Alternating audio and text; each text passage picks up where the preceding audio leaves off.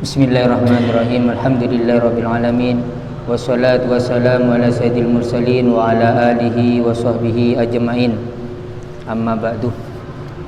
Nawaitu ta'alluma wa ta'lim wan nafa wal intifa wa tarkir wal ifadah istifadah wal hasanata masuk bi kitabillahi wa sunnati rasulih wa du'a al huda wa dalal al ittiqa wa jillah wa garbi wa subhanahu wa ta'ala amma. Para jamaah yang dimuliakan Allah Ta'ala, hadirin wal hadirat, alhamdulillah wa syukurillah, kita diberi kesempatan untuk bisa hadir di satu tempat masjid yang insyaallah penuh barokah, di Masjid Darul Barokah. Mudah-mudahan segala amal kita, niat kita diterima Allah Ta'ala, terutama puasa kita, ibadah kita, dan ibadah-ibadah yang lain juga diterima Allah Ta'ala. Salawat dan salam tercurahkan kepada baginda Nabi besar Muhammad sallallahu alaihi wasallam. Para jamaah yang dimuliakan Allah Ta'ala, pada kesempatan kali ini di awal kita ngaji itu kita menggunakan kitab Yaqutun Nafis. Menggunakan kitab Yaqutun Nafis di madhab Ibn Idris. Ini ada untuk di awal pertama ini menjelaskan tentang bab puasa. Insyaallah untuk selanjutnya akan dilanjut dengan berapa teman ini. Bismillahirrahmanirrahim. Qala muallif rahimahullah wa nabihi wa bilumi fid darin amin. As-saum lugatan al-imsaku wa syar'an imsakun anil mufattirati ala wajhin mahsusin. Saum, puasa di dalam bahasa adalah al-imsak. Imsak itu artinya mencegah. Jadi secara bahasa puasa itu mencegah. Wa syar'an, secara syariat, secara syarak, puasa itu imsakun anil mufattirati ala wajhin mahsusin, yaitu mencegah dari perkara yang membatalkan puasa dengan jalan tertentu, dengan niat tertentu, dengan juga waktu tertentu. Imsakun anil mufattirat, mencegah dari perkara yang membatalkan. Membatalkan di sini adalah membatalkan puasanya, esensi puasanya, bukan membatalkan pahala puasanya. Jadi secara syarak saum itu mencegah dari perkara yang membatalkan puasa, bukan perkara yang membatalkan pahala puasa. Seperti makan, minum, jima, berhubungan badan, dan lain sebagainya. Itu nanti dijelaskan ada perkara yang membatalkan puasa. Ala wajhin mahsusin, dari arah yang tertentu, niat tertentu. Ramadan, niatnya puasa Ramadan.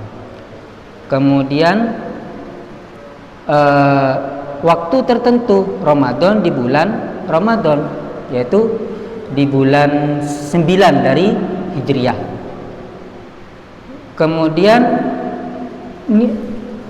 dari wajin masusin, sama halnya juga puasa di sini, takrif definisi puasa secara syariat ini juga bisa digunakan ala wajin masusin, seperti puasa sunat Senin, Kemis. Nah, puasa sunat itu kan ada berapa macam-macam. Ada puasa sunat yang diulangi setiap minggu, ada puasa sunat yang diulangi setiap bulan, ada puasa sunat yang diulangi setiap tahun.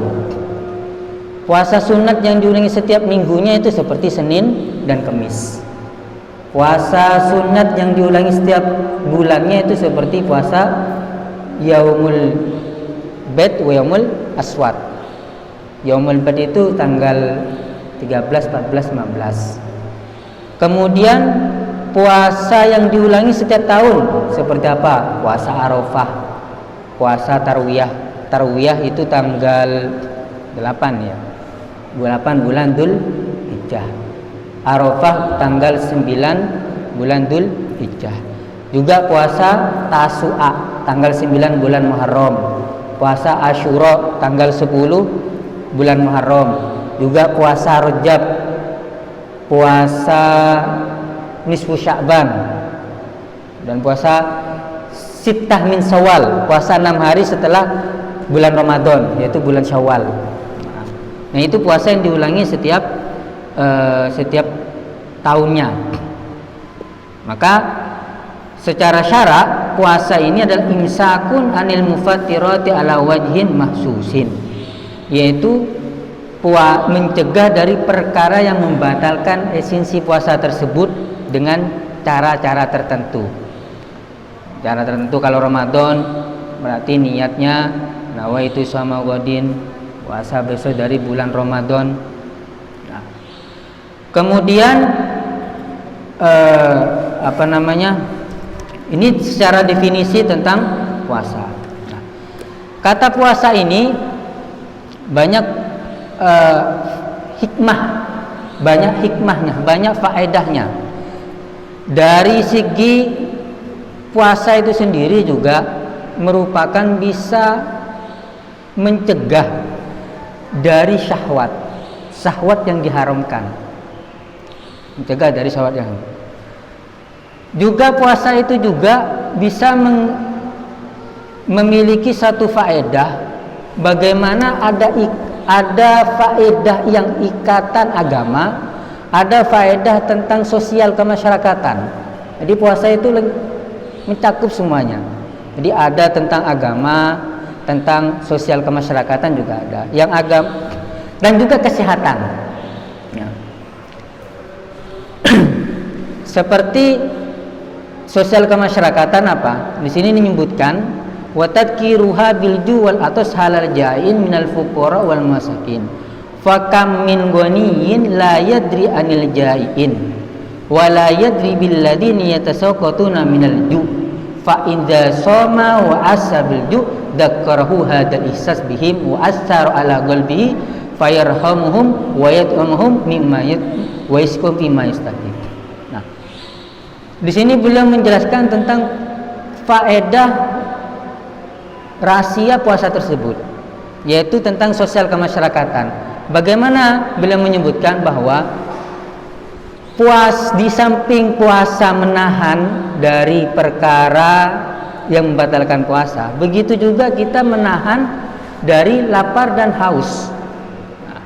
Ketika seseorang mengalami lapar dan haus, maka dia mengingat terhadap orang-orang yang tidak mampu, orang-orang fakir, orang-orang miskin. Fakam min ghaniyin la yadri anil jain.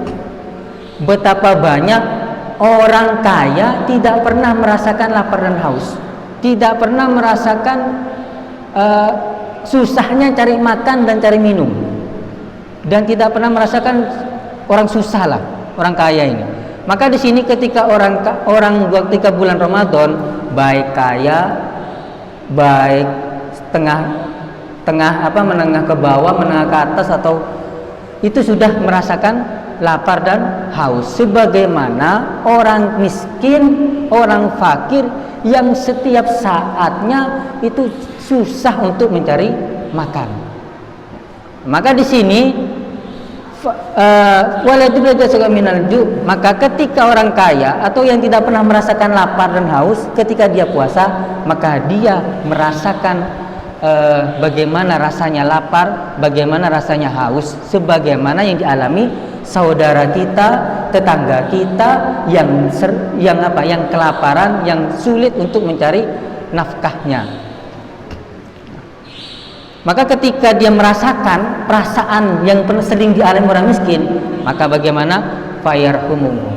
Maka dia akan belas kasih kepada orang miskin tersebut, maka dia akan memberikan makanan sedikit yang ada di dapurnya, diberikan kepada orang fakir, dan juga dia berikan sedekah dan seterusnya. Maka ketika Nabi Ibrahim cerita tentang bagaimana pentingnya kita juga selalu peduli kepada orang-orang miskin, terutama saudara kita, tetangga kita wabil khusus, yang mana mereka itu sering mengalami lapar dan haus.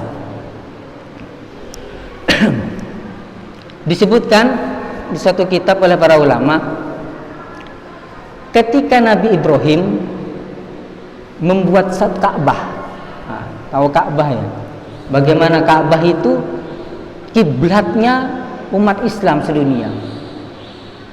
Bagaimana Ka'bah itu orang berbondong-bondong untuk ibadah, umroh, haji dan seterusnya.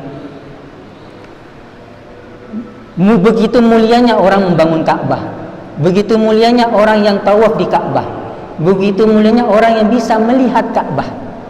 Sebagaimana disebutkan, orang melihat Ka'bah itu akan menjernihkan mata.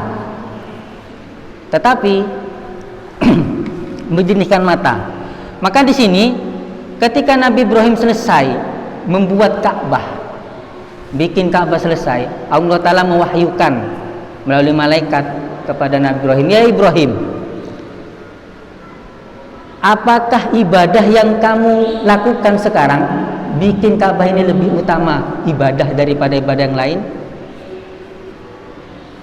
Kemudian dijawab oleh Allah Ta'ala, dilanjutkan, tahukah Nabi Ibrahim, memberikan satu suapan makan nasi, satu suapan saja kepada orang yang lapar, itu lebih utama, lebih baik daripada engkau membangun Ka'bah dan seisinya.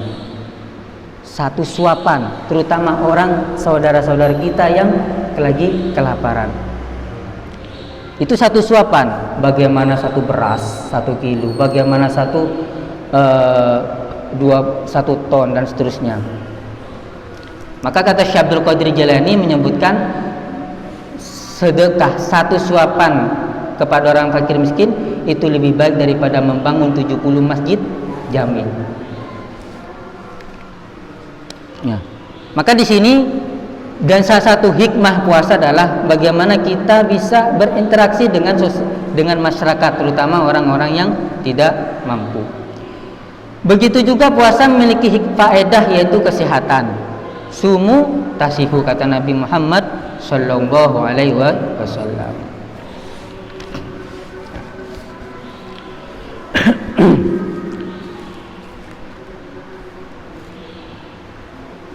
Syarat wajibnya puasa. Barangkali saya definisi dulu dengan hikmahnya. Ada pertanyaan sebelum lanjut syarat wajibnya puasa?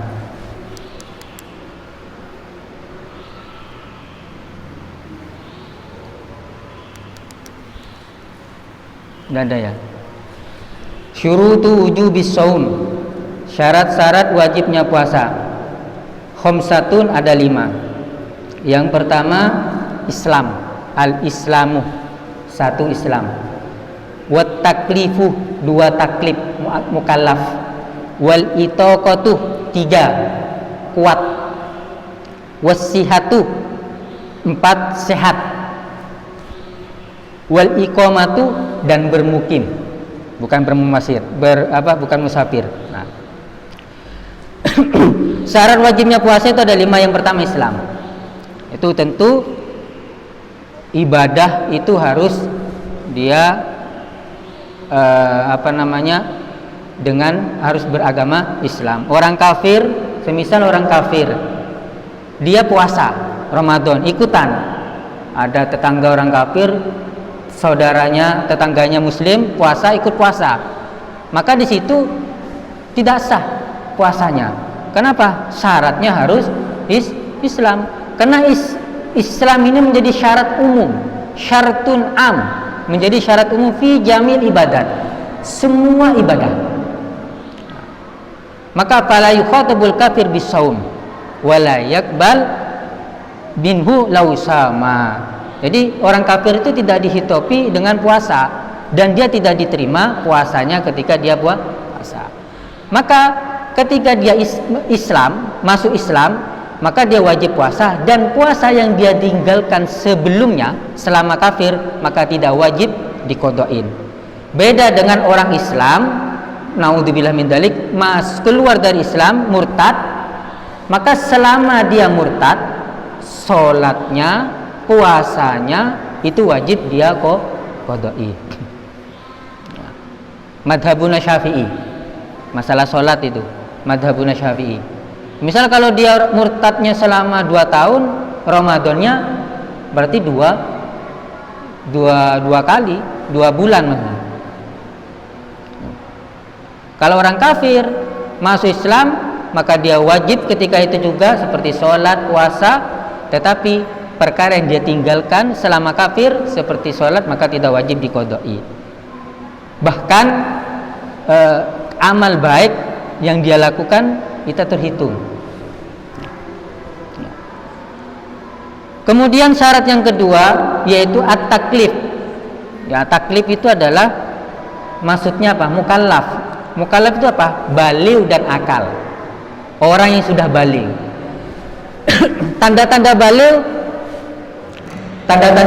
adalah satu, laki-laki, itu laki-laki, maka dia harus sudah mimpi basah. Sudah mimpi basah. Baik laki-laki dan perempuan ya, ini mimpi basah. Baik dia umurnya 10, 11 itu memungkinkan. Karena biasanya kalau yang sudah laki-laki atau perempuan ketika mimpi basah itu sekitar umur 9 tahun ke atas. Jadi kalau sudah umur 11 tahun, semisal anak kita itu sudah mimpi basah, maka itu sudah dikatakan baligh. Kemudian kalau perempuan itu ketika dia sudah keluar darah haid. Darah haid itu memungkinkan ketika umur 9 tahun. 9 tahun kurang 16 hari di hitungan hijriah. Jadi kalau umpama ada perempuan yang keluar darah haid umur 9 tahun setengah, nah itu memungkinkan sudah. Atau umur 10 tahun keluar darah haid, maka di situ sudah dinamakan balighah, perempuan. Ketika laki-laki, anak kecil dan perempuan umur 10 belum keluar, umur 11 belum keluar, umur 12 belum keluar, umur 13 belum keluar, umur 14 belum keluar, maka balighnya kapan? Digenapkan ketika umur 15 tahun. Meskipun dia belum keluar darah haid, meskipun dia belum mimpi basah, ketika sudah umur 15 tahun, maka di situ dia sudah dikatakan baligh. Tetapi kalau sudah mimpi basah atau keluar darah haid belum sampai umurnya 15 tahun, tetap dikatakan baligh. Maka bagaimana? Ketika sudah baligh, maka wajib bagi dia untuk puasa. Wajib bagi dia untuk sholat. Wajib bagi dia perkara diwajibkan bagi kita semuanya dan menjauhi perkara yang dilarang. Nah, taklif di sini, mukallaf di sini juga di samping baligh juga akal, punya akal, ya, punya akal. Jadi kalau orang gila, kalau ada orang gila berarti tidak wajib puasa. Kalau ada orang yang tidak puasa, boleh tidak puasa, tapi gila dulu. Boleh kalau tidak puasa tapi gila. Kemudian bagaimana yang belum baligh? Sekarang yang belum baligh, orang anak kecil, anak-anak kita yang belum baligh, misal dia umur 7 tahun, 8 tahun, atau umur 10 tahun belum baligh, maka diperintahkan, dianjurkan, diperintahkan bagi walinya untuk menyuruh anaknya untuk berpuasa. Idza ataqahu, ketika dia kuat, ketika dia kuat. Maka di sini kita sebagai bapak, sebagai orang tua untuk mendidik atau membiasakan anak kita untuk berpuasa. Semisal umur 10 tahun anak kita, umur 10 tahun dia belum baligh, maka perintahkan untuk berpuasa, mungkin setengah hari atau semampu anak kita, atau jam berapapun, sampai jam berapapun, penting dia masih kuat. Nah, ini sebagai didikan dari Nabi Muhammad SAW yang mana disebutkan satu hadisnya.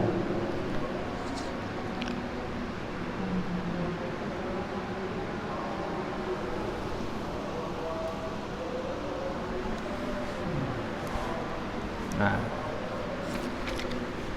Kemudian nomor berapa tadi? Islam, mukallaf, wal itaqatu. Wal itaqatu. Itaqatu itu adalah kuat.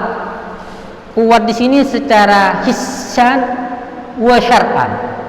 Kuat di sini ada secara hissi, apa? Panca indera, namanya fisik. Maka ketika orang tua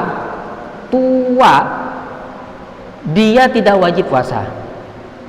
Atau orang yang sakit, yang mana dia sakitnya parah dan terus menerus, itu juga tiga wajib puasa, tapi wajib bayar fidyah, satu harinya 1 mud. Berarti kalau 1 bulan itu perkiraan 1 mud kan tidak sampai 500 berapa gitu. Anggap kalau dibulatkan 1 kilo. Kalau 1 bulan, kalau ikut 30 hari 30 kilo. Kalau 1 sak itu berapa? 1 sak 25 kilo ya. Nah, itu sudah cukup. Kita bagikan kepada orang fakir miskin. Ya. Jadi kuat di sini secara fisik, hissi, yaitu orang yang tua, sangat tua yang tidak mampu untuk puasa kembali, atau orang yang sakit terus menerus. Nah, ini kan tidak kuat juga fisiknya untuk puasa, maka juga tidak wajib. Nah, jadi kalau kita masih punya kakek, nenek yang sudah tua, yang jalannya sudah tidak bisa, nah, itu jangan dipaksakan untuk puasa. Kuat tadi kuat secara fisik, kuat secara syarat. Artinya apa? Syariat memang tidak memperbolehkan. Dia tidak, seperti apa contoh? Haid. Dia memang kuat secara fisik, tapi syariat tidak bisa memperbolehkan. Maka orang haid tidak wajib berpuasa, tetapi wajib mengqadha dan tidak wajib bayar fidyah. Orang haid, ada orang haid semangat puasa, ya maka tidak sah juga puasanya. Orang nifas juga semangat puasa, maka tidak sah puasanya. Nah, kenapa kok puasa itu kok diwajibkan diqadha, tetapi sholat tidak wajib? Karena puasa itu hanya 1 bulan, 1 tahun 1 kali, maka wajib qadha. Kadang kalau sholat itu setiap waktu, setiap hari.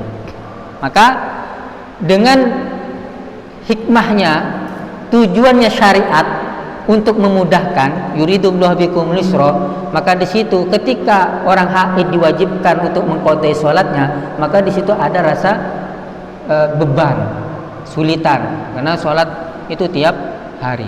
Maka di situ sholat tidak wajib diqadai, kalau puasa Ramadan wajib diqadai. Nah.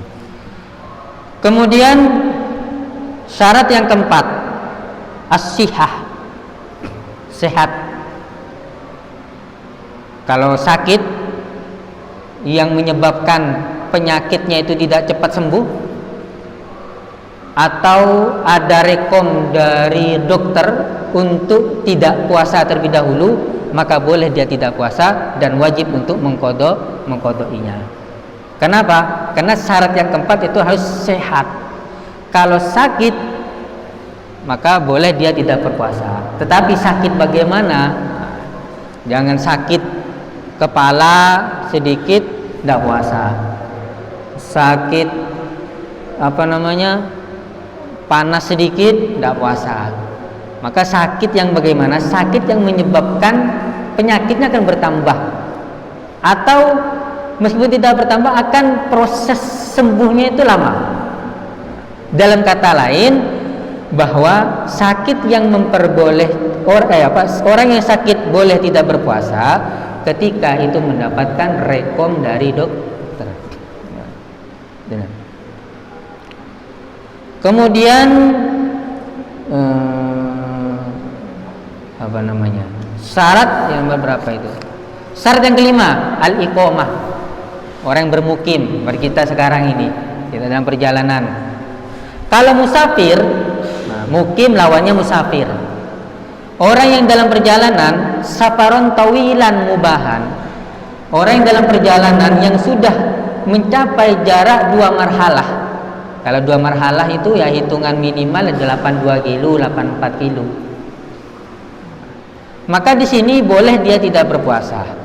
Tetapi perlu diingat, bolehnya dia tidak berpuasa itu di madhab kita, madhab Syafi'i, ketika dia keluar dari rumahnya sebelum subuh.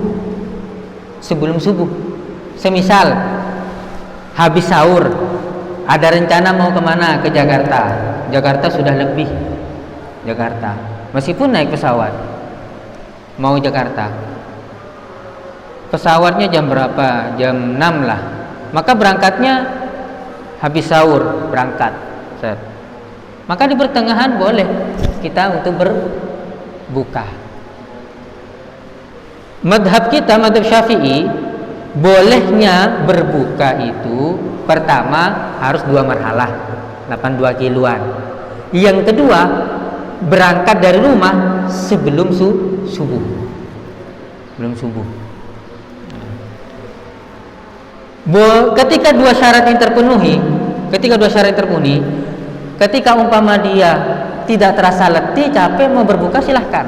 Tetapi dianjurkan, disunatkan tetap dilanjut jangan berbuka sampai dia merasa payah, letih dan seterusnya.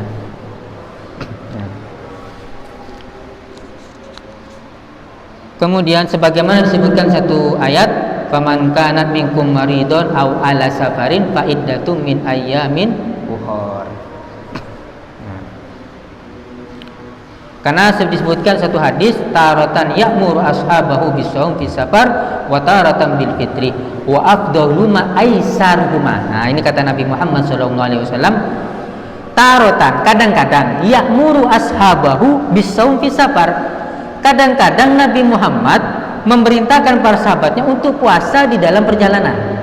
Ini ketika Nabi Muhammad dalam musafir, perjalanan bersama para sahabat, itu Nabi masih memerintahkan untuk puasa.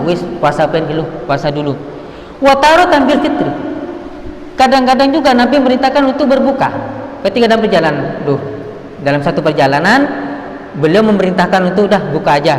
Dalam satu perjalanan beliau memerintahkan untuk tetap berpuasa. Tetapi disebutkan Nabi Muhammad dilanjutkan wa afdaluhuma aisaruhuma. Paling utama keduanya, apakah buka, apakah terus lanjut puasa, yaitu paling mudah bagi kita. Mana paling gampang? Mau buka ya buka, paling gampang terus ya terus puasanya. Nah, kalau merasa capek, merasa lemes dan seterusnya dalam perjalanan, ya silahkan berbuka. Kalau lanjut masih segar, silahkan lanjut. Yang penting utama antara buka dan terus puasanya itu mana yang lebih mudah bagi kita.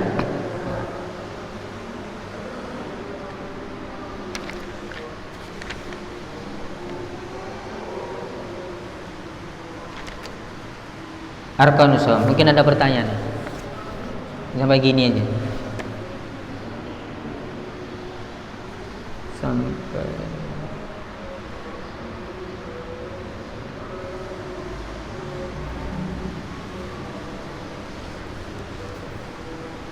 Isra. Ada pertanyaan?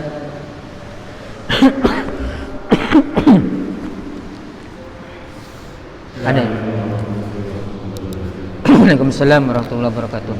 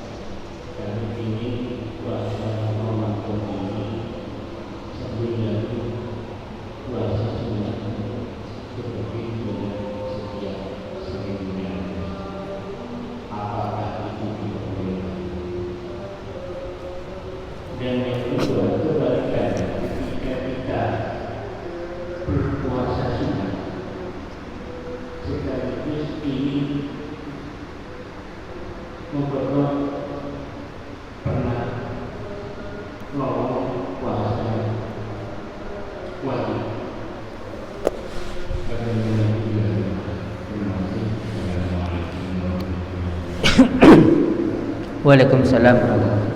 Ada 2 pertanyaan yang saya tangkap. Bolehkah puasa Ramadan diselingi dengan puasa sunat? Atau sebaliknya, Waktu puasa sunat mengqadai puasa Ramadan. Waktu puasa wajib dibaring dengan puasa sunat. Yang pertanyaan pertama itu tidak boleh. Berarti bulan Ramadan. Nah, karena sudah bulan Ramadan, sunat, kemis ya enggak. Karena paling utamanya bulan Ramadan. Ini tidak boleh. Yang kedua, puasa sunnah.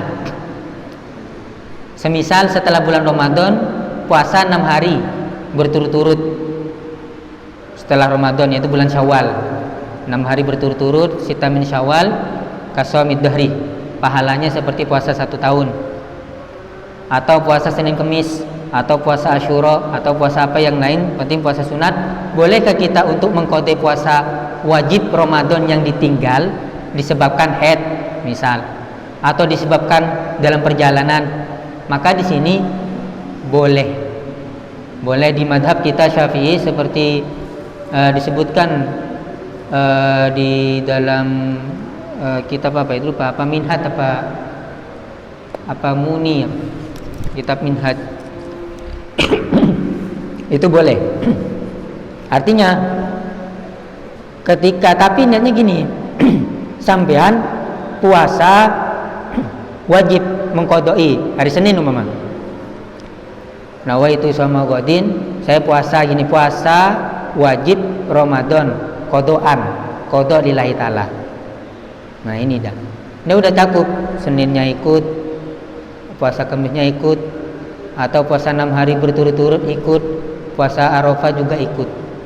Nah, niat mengqadai. Jangan niat puasa sunatnya. Kalau niat puasa sunat, maka yang wajib tidak dapat.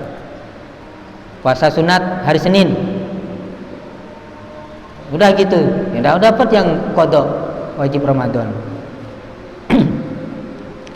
Maka pertanyaannya, bolehkah di waktu puasa sunat itu diniatin dengan mengqadai wajib bulan Ramadan? Maka boleh. Kalau ada yang mengatakan, Ustaz, ada yang tidak boleh, Ustaz. Ya memang ada, tapi di madhab kita, di salah satu santrinya Imam Syafi'i itu ada yang memperbolehkan. Di Qawaid Fiqhiyah itu, di dalam satu kitab namanya Al-Qawaid Fiqhiyah, itu sunat dengan sunat itu boleh digabung. Ya, sunat dengan sunat itu boleh digabung. Seperti apa? Sholat sunat tarawih, kalian gabung dengan sholat sunat awabin, qadaan. Sunat awabin itu kan dikerjakan setelah apa? Setelah antara maghrib dan isya. Paling banyak rakaatnya apa? 20 rakaat. Sedangkan sholat tarawih itu 20 rakaat. Nah, dibarengin sholat niat tarawih dengan niat awabin 2 rakaat qadaan. Itu Habib Salim, Sultanul Habib Salim bin Abdullah bin Umar Syatiri, beliau sudah wafat, ulama besar yang dijuluki dengan rajanya ulama. Itu mengatakan, ya, niatnya 2 kali tidak apa-apa, dianjurkan. Kenapa? Biar dapat pahala. Awabin tarawihnya dapat, awabinnya juga dapat.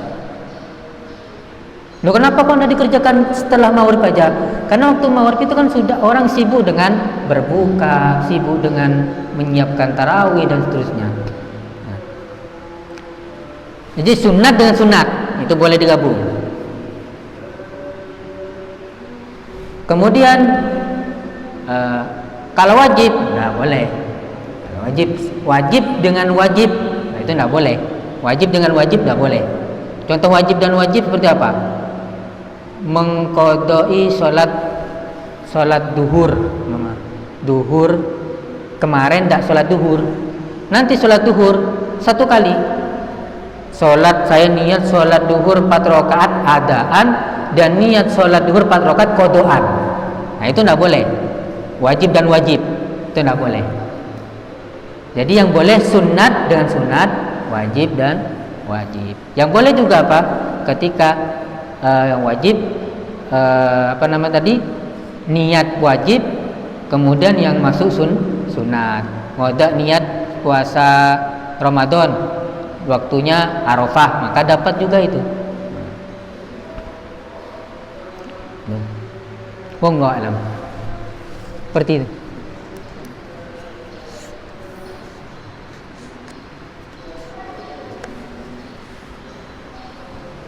Sudah ya?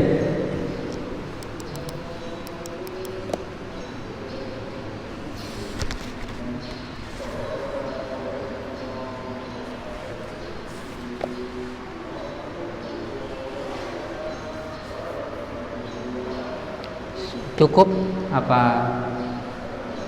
Cukup ya? Cukup ya? Ini pertama ya. Wallahu a'lam bishawab. Al-Fatihah. Bismillahirrahmanirrahim. Alhamdulillahirabbil alamin. Arrahmanir rahim. Maliki yaumiddin. Iyyaka na'budu wa iyyaka nasta'in. Shiratal mustaqim. Shiratal ladzina an'amta 'alaihim. Wabillahi taufiq. Assalamualaikum warahmatullahi wabarakatuh.